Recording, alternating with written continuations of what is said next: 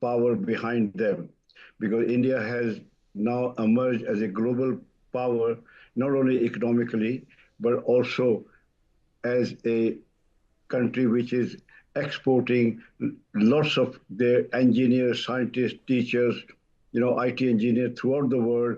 And India's influence has really become a global influence because Indians are the biggest business people in the West. They are the biggest industrialists.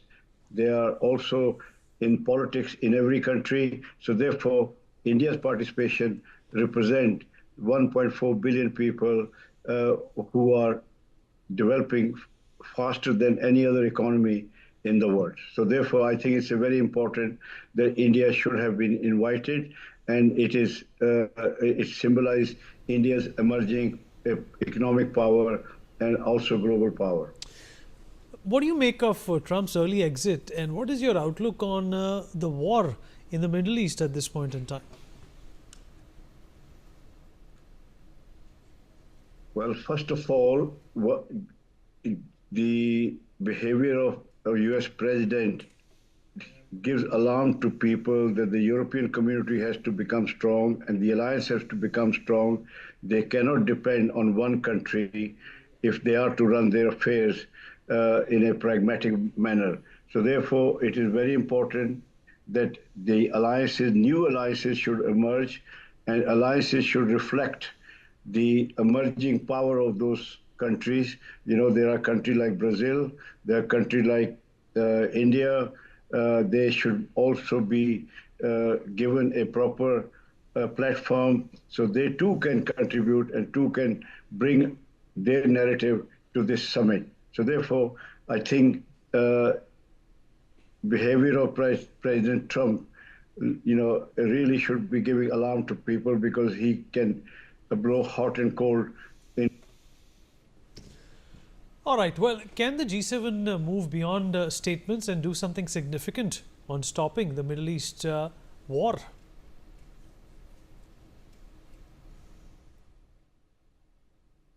Absolutely, because the Middle East war will not be confined just to Middle East, because Iran has given threat to Israel repeatedly that it will wipe Israel from the face of the world. Therefore, the threat should be taken seriously. It's a radical regime. People are oppressed, and the handful of people are dictating what to do. And above all, there is no actual democracy in Iran where people can choose their leaders and then have a government which represent their aspiration. Religion is very important to all, but religion does not take us to the level where the rest of the world is going.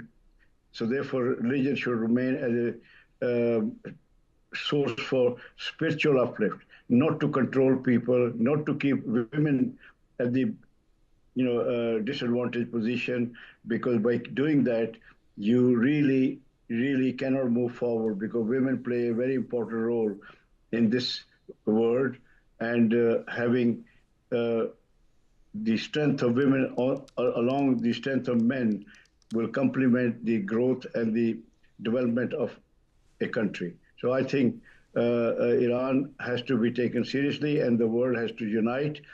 This war is not just war between Israel and Iran. It's a war between free world and a totalitarian regime, which is not moving with the time.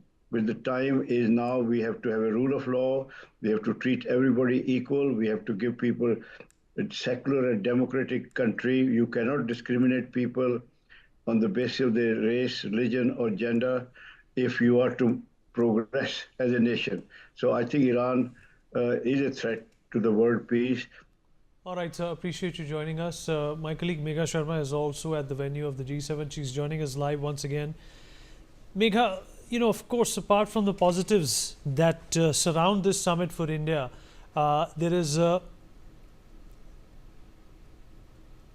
would request the PCR not to leave their audio on. It disrupts the anchor. Make our apologies for that. Well, the agenda that which India has undertaken is obviously very crucial to us, but global headlines, Megha. Global headlines are all talking about Donald Trump's early exit. They are also talking about the fact that the G7 should have been G8, G9, with the inclusion of Russia and China also in the grouping. Do you get a sense, Megha, while you're there, that the sheen that the G7 was supposed to produce has dumbed down a little after Donald Trump's exit, or that's not the case?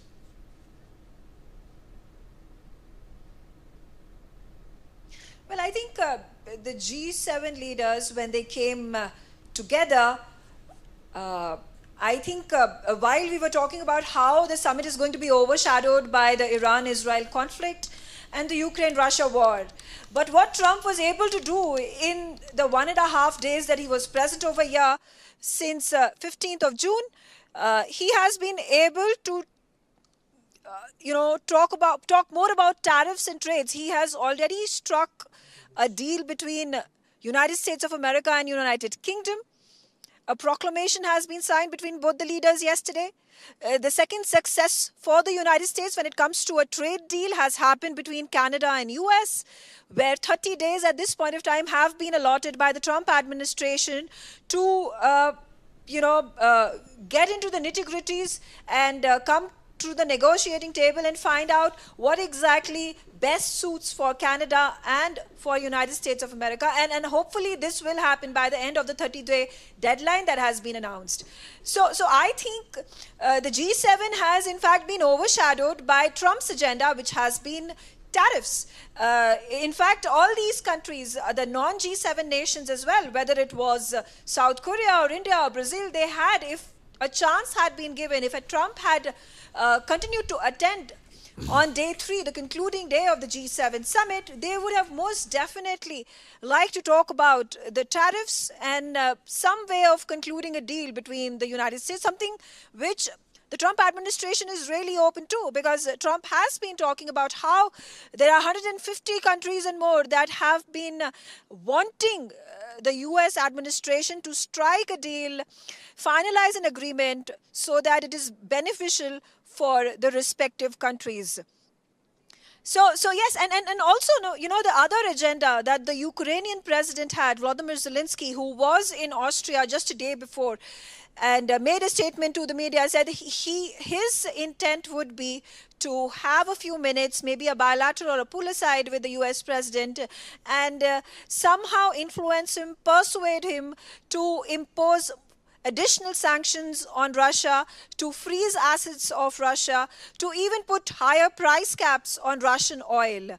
All these 3 points that that United States and President Trump has been distancing himself from, particularly in the hopes that if it strikes a positive chord with the President Putin, there is perhaps a hope that a peace deal that could be negotiated by Trump between Russia and Ukraine. And of course, that big statement that came from President Trump yesterday, saying that it was a humongous mistake for the G8 nations to have expelled Russia from the grouping, and it has resonated with the president of Russia, and Kremlin has come out with an official response appreciating President Trump's remark on that particular topic. And yes, absolutely. Since I think 2018 is when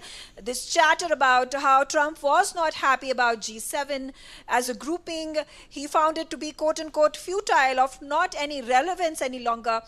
And he was desirous of bringing back Russia into the grouping, not just Russia, but even India and China, which are emerging economies.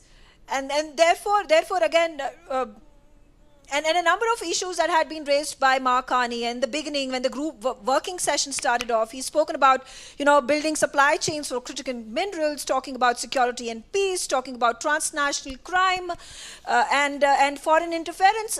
Those have been the issues that Mark Carney has been wanting to highlight. But we'll only get to know in the joint statement that is released by the end of the day today of how much emphasis has been given to all these points that Carney was trying to, envisage as the building blocks of the 50th G7 summit here in Canada.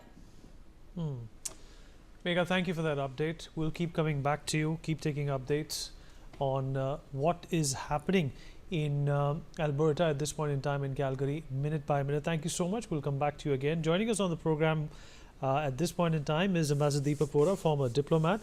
Dr. Sharad Kohli, senior economist, also joins us on the show. Gautam Mukherjee, senior journalist, with us on the program. Shruti Das Gupta, foreign affairs expert, with us on the show as well. Ambassador Vohra, I'll begin with you, sir. Well, like I said, the sheen of the G7 perhaps may be missing because Donald Trump has made an exit, but I wanna in fact talk about the fact that tariffs are still haunting a number of non-G7 members, and they were hoping that they would get out Donald Trump, find some sort of a solution, to end this back and forth, the tariff bickering. But Donald Trump goes poof. What do you make of this grouping, sir? And also, the agenda-defining statement was also put in by Donald Trump when he said that more countries should be a part of the G7. It should be a G8, it should be a G9. But he did not mention India. He mentioned Russia and China as a part of this grouping. Well, thank you very much, sir. Always a pleasure to be with you. And of course, I see Mr. Mukherjee is there, and I see Dr. Kohli, and I see Ms. Das Gupta, whose collective knowledge is much greater than mine. You mentioned some organization. What did you call it? G what? G7. Oh, yeah, I heard of it. Does it still survive? I'm not quite sure. Totally irrelevant, totally useless. Skipping it would have caused no damage to India's reputation. Attending it hasn't enhanced our profile in any way. But of course, Prime Minister went there because the bilateral meetings is what adds excitement to this. Now, so about Donald Trump leaving, it has nothing to do with the G7. He shoots off his mind. Tomorrow he'll say Bhutan should also become a member of G7. Are you going to take him seriously? Or maybe Somalia should. The man is a narcissist, and you know what that means. But what we did gain was the bilateral. Prime Minister met with this fellow, that fellow, discussed this, that, and the other, didn't talk to Donald Trump. And Donald Trump, of course, has gone back saying, I have to rush back because something very big is going to happen in Israel in Iran in the next 24 to 48 hours. And I'll tell you what it is. If you believe it, you don't believe it, it's up to you. But some of my friends who are very tough and retired Iranian generals, Iranian diplomats settled in other countries, brace for this. Supreme Leader Ali Khamenei is in Moscow. He's no longer in Tehran. He's run away like many other Iranians. Believe it, don't believe it, I don't know what to make of it, but this has come to me on my WhatsApp group, so I'm sharing it with you. He's run away because he feared that Netanyahu would honor his pledge to send this 85-year-old, 90-year-old chap to his wherever these fellows go when they're obliterated. This seems to be the main thing in Trump's mind. And the second thing, what was Israel's aim in hitting Iran? One, of course, was the finish its nuclear program. Much more important was changing the mullah regime. That is what seems to be happening now. So Trump going away, G7 is pretty useless. They'll issue a statement, or they have, no? Israel has the right to defend itself. Who bothers about these characters? Used to be 70% of the world's economic strength once upon a time when it was formed, initially as the library group of 4, then it became 5, then became 6, then the Canadians said, hi, mujhe bhi le lo, then it became 7, then the Russians came in, it became 8, it's back to 7, and it's a bit of a joke, this thing. All the economic power has shifted from the West to the East. Nevertheless, it's there. It's an important grouping. We have to deal with them. So Trump running away from there to deal with bigger issues, it just shows you how much importance he attaches to G7. The sooner it is dissolved. And there's that other racket also based in New York. What's that called, Dr. Kohli? There's 173 members. I think Ms. Das Gupta, it's called the United something or the other. I believe it's still alive. And it has some the United Negation.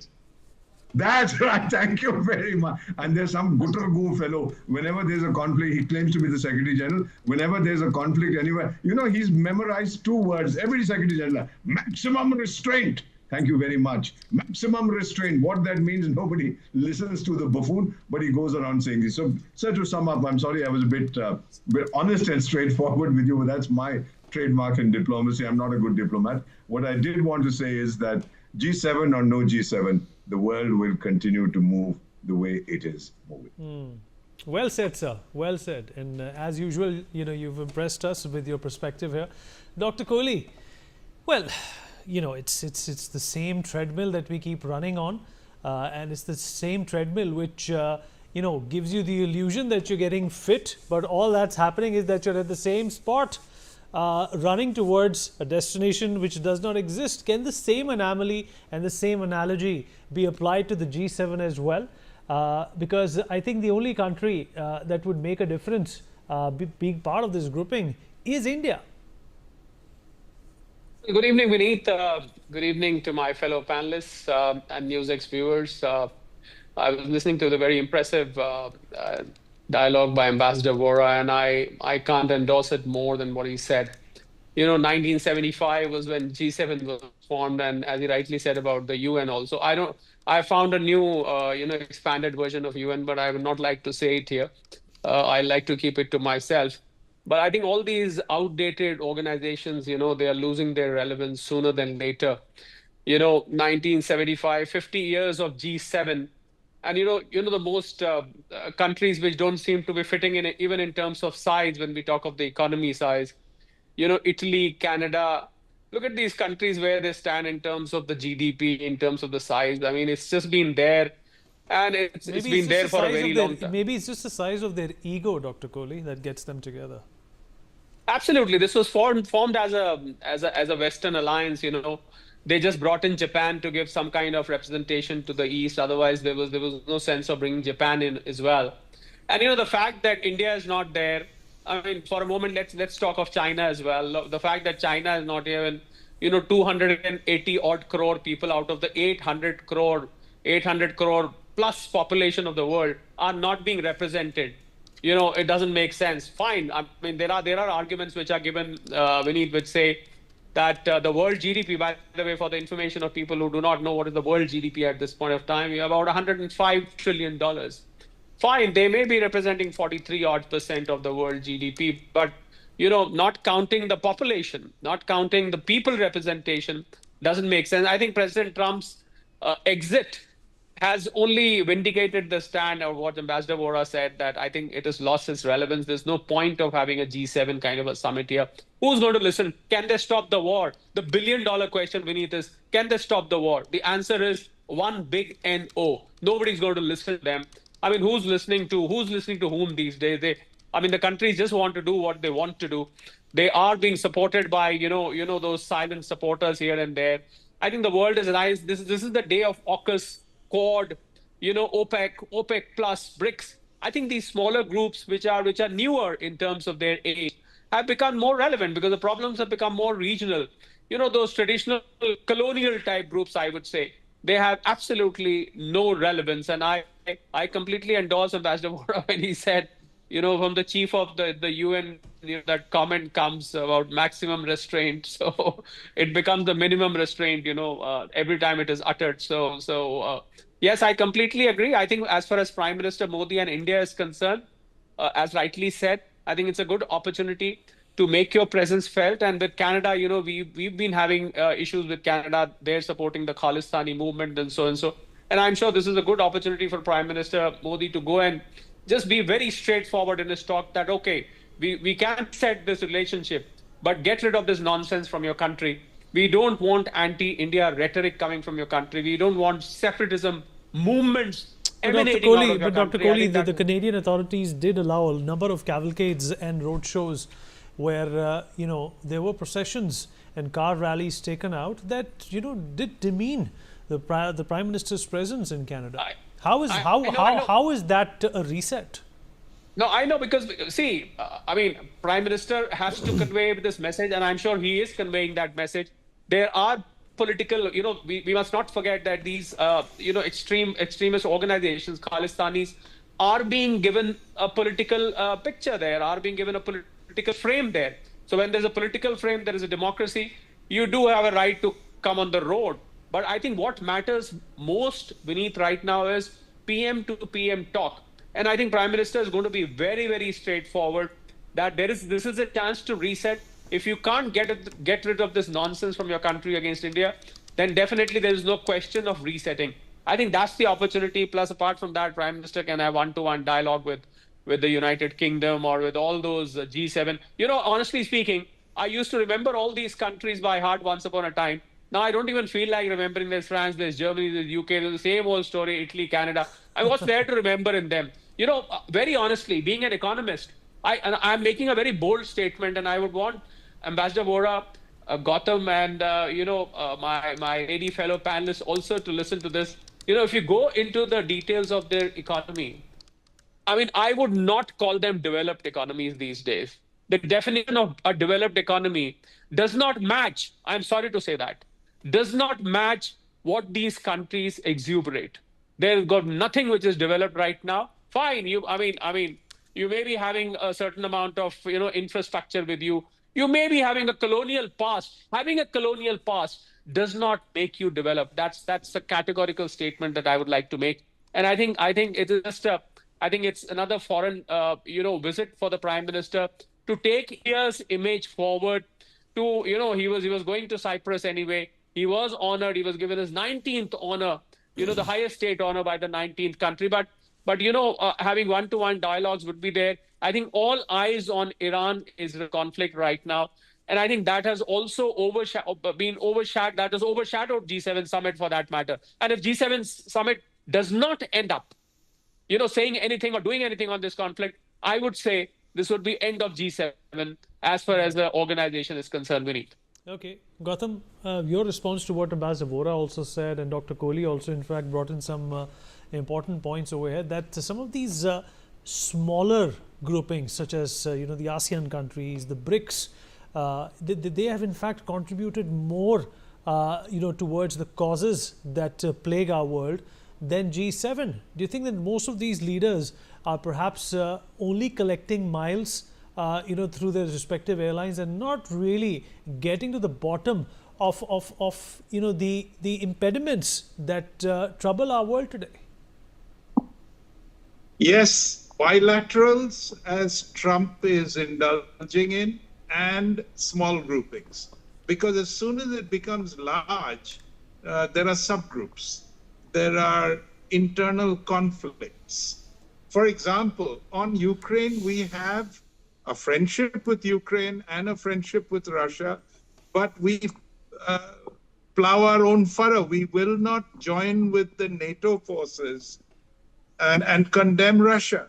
So if you sit in G7, you're going to stand the odd man out because you will not agree with them.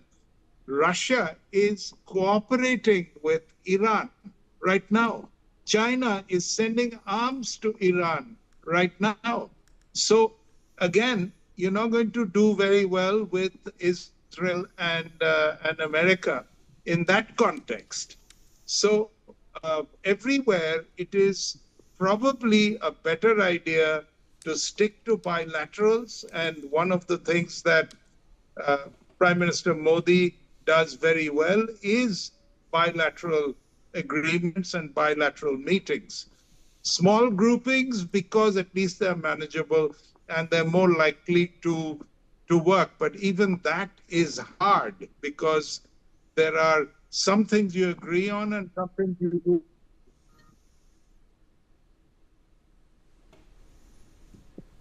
So, Gautam, go on, please. So that is a problem.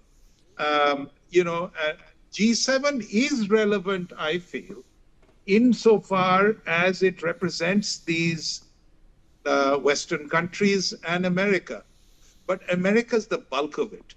And because America's the bulk of it, Trump makes it very clear, because in all of these multilateral organizations, whether it's NATO, whether it is the G7 and others, UN, everywhere, the banks, World Bank, IMF, Asian, ADB, America foots the bill. America calls the shots. China foots the bill number 2, and then China calls the shots. It's not democratic. It's not issue-based.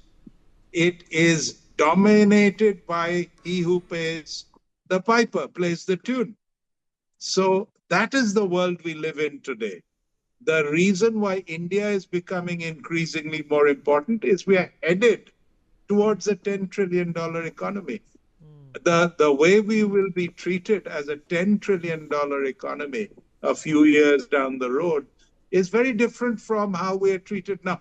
Right now, it's sort of a reluctant what to do. We can't keep India out. Then it'll be courting India in a very blatant way. If it hasn't begun already, it will become very obvious then. Also, the double standard. We talk of democracy. The democratic views of the West are self-serving. They don't see our terrorism as their terrorism. They see their concerns, and we have to deal with us. When we fought with Pakistan recently, all they saw was the Gautam, you sound like the possibility. External Affairs Minister right now, but that's okay because that's true. But, Well, but then let I'm me on the quickly right rope in place. Shruti into this conversation as well. Shruti, what is the criteria for India to get into this club? I wouldn't call it a group. I would call it a club. You know, you have to have a certain net worth. You have to have come from a certain lineage to get into this club. That's what clubs are all about. They've always been based on classification of people, and I think these groupings are also nothing but classifications. The fastest growing economy in the world, the fourth largest economy in the world, the tech center of the world, digital payments, India is leading. When it comes to defense forces, we've just concluded Operation Sindoor, which has demonstrated India's might. What does India need to prove to them to be a part of this grouping? This obviously seems to be a club which is based on a criteria which India definitely is not overlooking but is not considering important. Good evening, Vineet, and all the fellow panelists. And the viewers.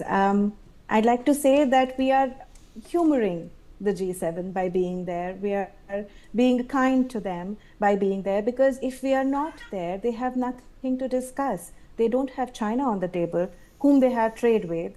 If they don't have Russia on the table, whom they have conflict with. They don't have Israel or Iran there, whose wars they want to stop.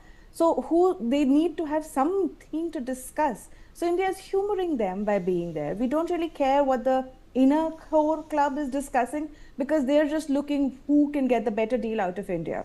So there'll be, my interest would be the bilateral meetings that will be happening on the side, where we will be solving the knot that Trudeau had planted between the Canadian and Indian relationships, and we're going to set the record straight there. I do believe we're looking at some uranium-related trade with Canada, and so that's where the clean energy bit comes through. In PM Carney's statement himself, he said that India is, we need to bring in the supply channels, and India is a supply channel. In all the supply, the trade supplies, everything comes through India. So if we add up whatever PM's 5-day tour is about, he stopped at Cyprus, he's now in Canada, and he's now going to go back to Croatia. So basically, he's strengthening the IMEC, India Middle East Economic Corridor. He's going to strengthen that so that Europe needs him. So whenever Europe, gives a cry call that I need to trade better, I need to trade good, and to present an alternative to the Chinese BRI. So we're doing what we need to do to head towards the $10 trillion economy Gautam spoke about. And these are the steps that we need to do. So we are humoring them. Now, on the other side, if we look at it, the people that refuse. So Mohammed bin Salman, Saudi Arabia, refused to come to the table, basically because he knew that they were going to condemn Iran and they were going to support Israel. So that on its face, he has to refuse to not side with a Muslim nation, an Arab nation, and blatant support for Israel in such a manner that the G7 has come out with. So that's why he refused. Now, Indonesia refused to come to this, and the chatter on the ground is that they are thinking that it's a very pro-Russian tilt by not coming to the table. So if refusing the invite would have put us in one of those unwanted blocks that they would like to use and exploit, and then get better deals out of. So being there is we are humoring them, we are being part of their games, while not really indulging them by bending the knee at any of the trading tables. So basically we have played it smart. We'll meet them, we'll get what we need out of them. So that's my take on it. All right. Well, we have some breaking news coming in. The Israeli Defense Forces have said that Iran launched several missiles towards Israel as air raid sirens briefly sounded across the country. In a brief statement on X, IDF said Iran is attacking again. In a follow-up message, the military said several missiles had been fired from Iran in the past hour and that most of them were intercepted. Of course, the G7 taking place with this kind of a background. Let me rope in Ambassador Vora once again into this conversation. Ambassador Vora, do you think this is also, a lopsided approach of the G7 to, have a predisposition that a war is taking place in which Israel has attacked Iran for independently and sovereignly trying to develop nuclear technology? And the G7 has called on to, in fact, name Iran as a major instability factor in the world. Why don't they have similar feelings towards Pakistan, sir? Have you heard of a term called hypocrisy? I believe it exists in the English dictionary. Oh, by the way, just before joining this discussion, I had, since we were going to talk about G7, I went to look for a book on G7 in the library. So the librarian said, sir, look in the history section, you might find something there. I couldn't, neither in the history section nor in the fiction section. Nevertheless, of course, fiction more likely, sir. Sorry? Fiction more likely. All right. So they expose themselves all the time, a bunch of useless, doddering old fellows discussing all kinds of non-issues. They were supposed to discuss world economic issues, then human rights came in, then security came in, which they know nothing about, and now they talk about artificial intelligence and all this kind. This is the thing that they are supposed to be doing. No, what you have said is right. We know who's attacked whom, but the intention was not simply elimination of Iran's nuclear program. It was regime change. They don't like the mullahs, period. Get rid of the mullahs. That's the long-term goal. And that's going to happen in the next 48 hours, which is why Uncle Donald Trump,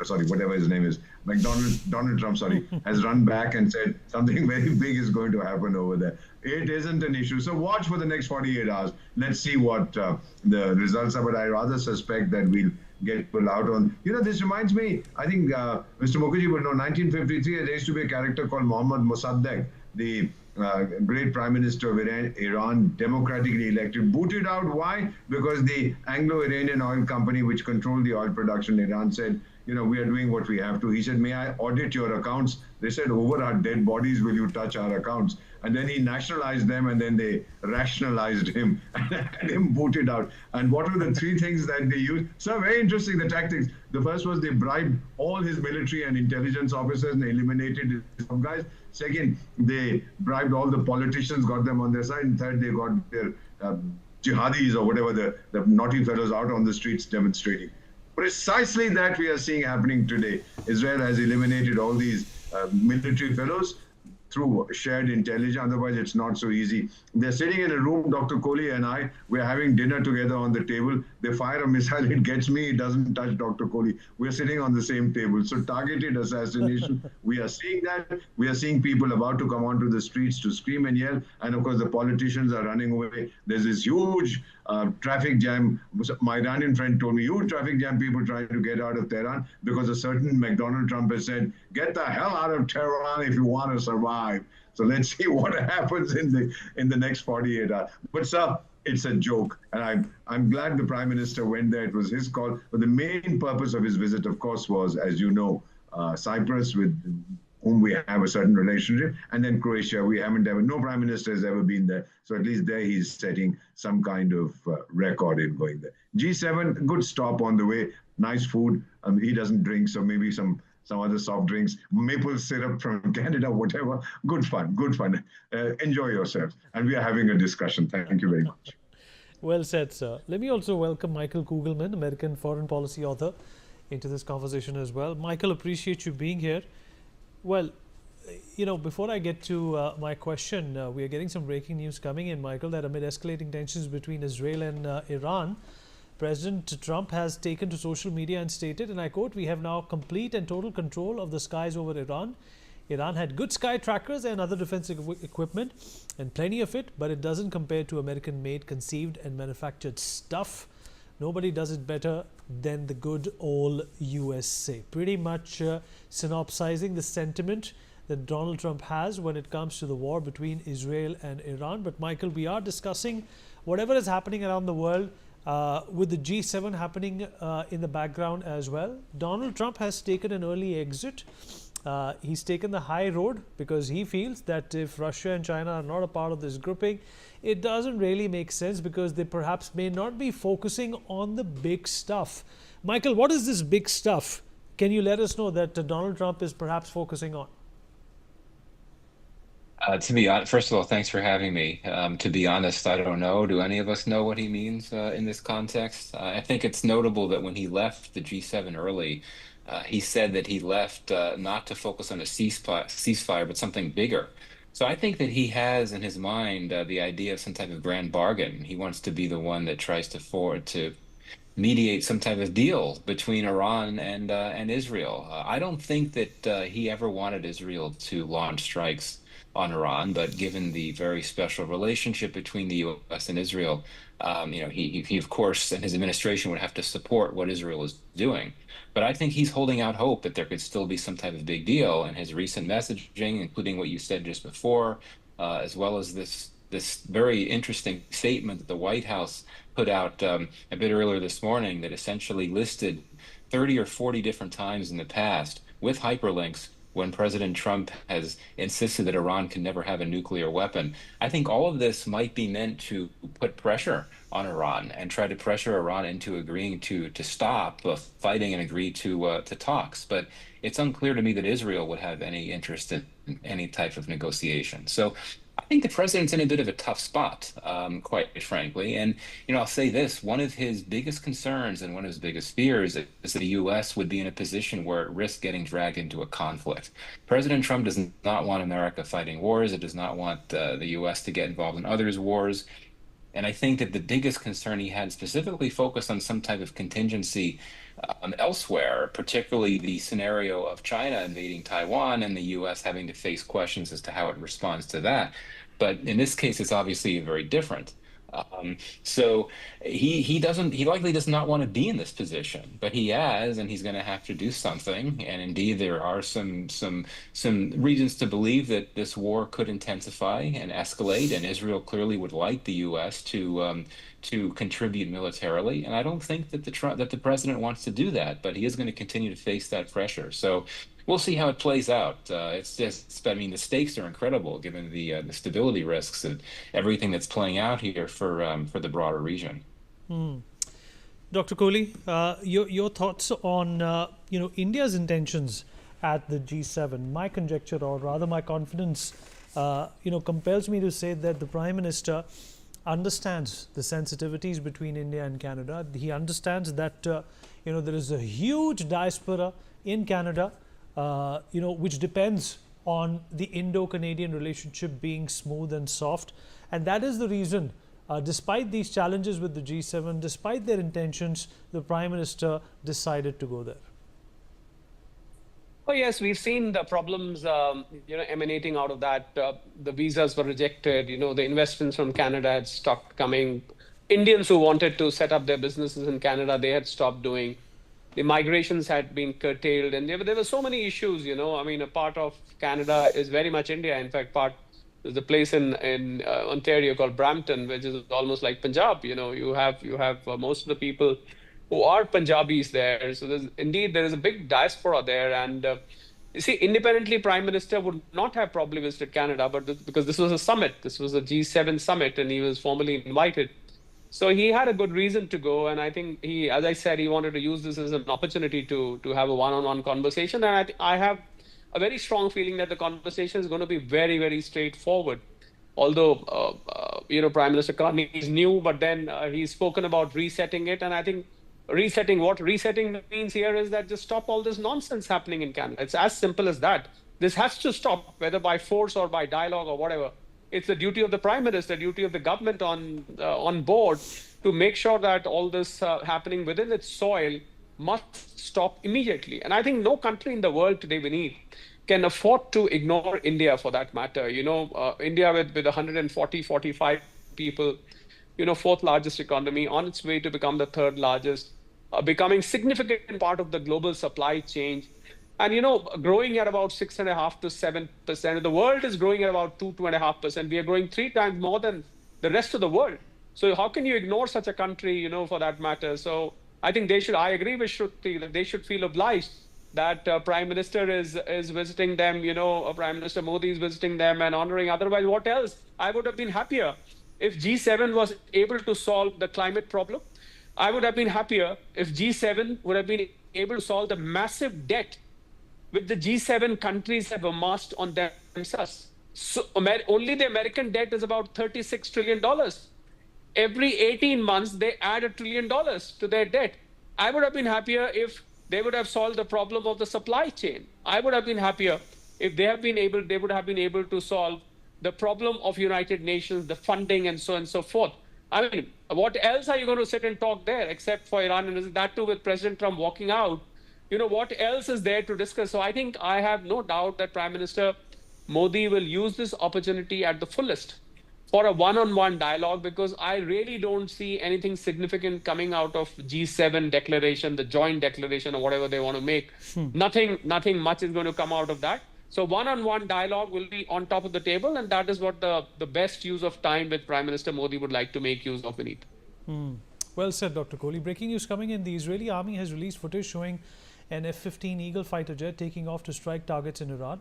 The video comes as the conflict between the two nations entered its 5th day. Another video also released on the same day shows a missile intercepting an Iranian launched unmanned aerial vehicle aimed at Israel. Remember, Israel began its air campaign with a surprise assault that reportedly killed nearly the entire top echelon of Iran's military commanders and leading nuclear scientists. Let me rope in Gautam Mukherjee also in this conversation. And in Gautam, it's a known fact that the G7 grouping has been inviting India since 2019, and the Prime Minister has always obliged. Once again, we're going to try and understand that there is a new leadership in Canada. There is a new sentiment. So far, Gautam, I'm choosing my words very carefully. They have not done or said anything that has disappointed India. Do you think this is a good sign? And that is perhaps, that one caveat that the Prime Minister decided to ride on and went to Canada? Well, I'm pretty sure that Carney is going to make every effort to do two things. One is to improve the trade relationship with India. Canada is in need of boosting trade. He's going to try and repair the damage done to the number of Indian students that Megha was referring to, that have now encountered various difficulties in going to Canada or finding a job afterwards. He's going to fix these things.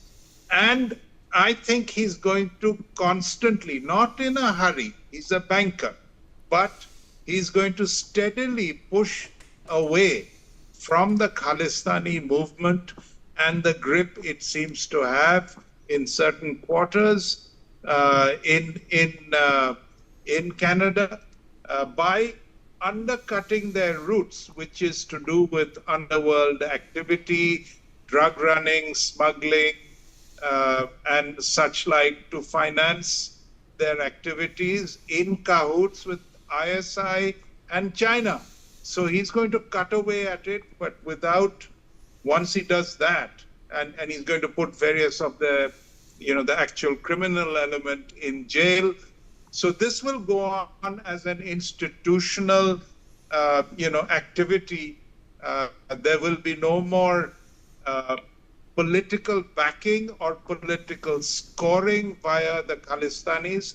And I think Mr. Modi is going to be satisfied with that, given that there's already an intelligence sharing agreement. A few extraditions will cement it and increase the credibility and the trust. So I think it's going to go rather well with Canada from now on. All right, Shruti, do you share this positive sentiment with the Gautam that it's going to go all well with Canada at this point in time, or do you think it's only a matter of time before internal political factors and party associations and obligations, take us back to an era which every Indian and perhaps every sensible Canadian would like to forget? Vineet, I think the internal politics of Canada is a little too screwed up right now, for the lack of a better word. The NDP, although reduced in numbers, supported the Liberals in their recent bill that they were trying to pass, and the Conservatives were against. So they stabbed the Conservatives in the back and the people that voted for NDP in the back, and they let the Liberals bill supported the Liberals' point of view on that bill. So in return, the Liberals are going to have to do something for the NDP, and that basically means for the Khalistani elements. So if I look at the Khalistani conversation, a few weeks ago, the Khalistanis had started raising slogans, Hindus go back. And when the diaspora was there to welcome PM Modi today, in Canada, there they had raised this issue that we've been told to go back. A large part, 4.4% of it is Indians, and only about very small, a third of this is only 6%, and Khalistanis are even lesser. So the amount of Hindus and Indians that are there supporting Modi are large but quiet, and they are facing the flag of these Khalistanis. So I guess this is also an element that would be discussed there, that is going to be put out, that my people, my NRIs, my diaspora is under threat due to your relations with NDP, and you need to kind of fix that. But how far will it succeed? I'm not really sure, because right after the invitation that had gone out and been accepted, there were allegations going back and forth. And if I'm not wrong, 2 days ago, the NDP leaders had come out and said that Jagmeet Singh was under direct they'd put out a hit piece, propaganda piece, with credible allegations and credible sources and all those wonderful words that they like to use. That Jagmeet Singh was under some person related to the Embassy of India was surveying movements of Jagmeet Singh, and a Canadian citizen was put under surveillance, and now they've made a huge hoopla out of it. It has been killed, it has been dampened down, but for how long? That means it's going to continue like this unless they are able to defang it completely and tell them, please, this kind of a right protest is one thing, but to say kill Modi and then just politically add politics after it, while you paint a target on Modi's face in Canada, should not be something that a Canadian Liberal Party or even the Conservatives should be encouraging. But they find themselves at loss to be able to do this. The gangs have a really hard stranglehold on the politics of Canada, and I'm not sure how far they will be successful. Absolutely. Ambassador Vora, where do you stand on this? The Indo-Canadian relationship and the sensitivities that have been associated with it for so long. It's been a headache for India trying to deal with Canada. The previous Prime Minister, I don't know where he left his brains, but not only India, but perhaps majority of the developed world, the mature world, is thankful that Justin Trudeau is no longer at the helm of affairs. But the damage he's done to the relationship between these two countries is not going to get over so easy. Do you think that India does now share that intention of resetting this convoluted relationship? Canada is a large country with a small mindset. Nobody really cares about it. He'd like to play a crucial role in international affairs. He thinks he does. Nobody really bothers about Canada. Let me also put it across to you like this, that Justin Trudeau, at least he was an equal opportunity offender.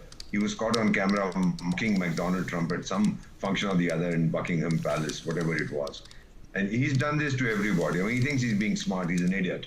What really I see now happening is that it'll take a long time for a relationship to come back to the level that it used to be earlier. Canada has very little to offer India. They have no technology worth the name.